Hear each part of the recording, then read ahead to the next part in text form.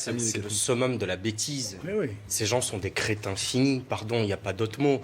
J'ai vu passer depuis ce matin des comparaisons absolument ignobles. Vous avez une comparaison qui tourne sur les réseaux sociaux, sortie de je ne sais quel groupe de gilets jaunes, parce que tout ça est en train de se mélanger avec tout ce que les réseaux sociaux et tout ce que le pays compte de complotistes et d'imbéciles qui imaginent je ne sais quel complot. Vous avez une comparaison où on voit une étoile jaune et le masque à côté en disant on vit la même chose que ce qui a été fait aux Juifs. Il y en a une autre, là, je viens de voir, qui dit même les nazis n'avaient pas osé faire ça, enfermer les gens pendant 2 mois. Bon, c'est absolument insupportable. Ou ces propos sur la... C'est un mouvement qui peut prendre de l'ampleur ou pas ?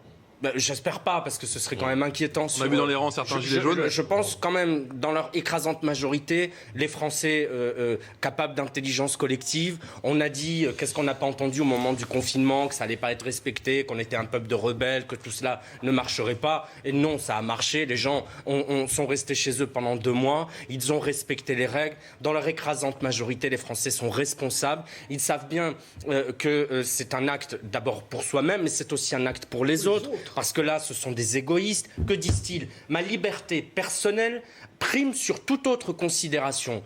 Mais lorsque ma liberté personnelle, elle fait prendre un risque à la personne plus âgée, à la personne obèse, à la personne qui est déjà fragile médicalement, que vaut ma liberté lorsqu'elle peut conduire à quelqu'un à finir entubé dans je ne sais quel hôpital ou à mourir ou à avoir une forme sévère. Donc sa liberté personnelle, c'est ce qui fait que nous sommes un peuple, un commun, une république. C'est que ma liberté personnelle, elle doit aussi prendre en compte les conséquences de ce que mes actes peuvent faire subir aux autres. Donc j'espère que ces imbéciles ne seront que la poignée qu'ils sont là.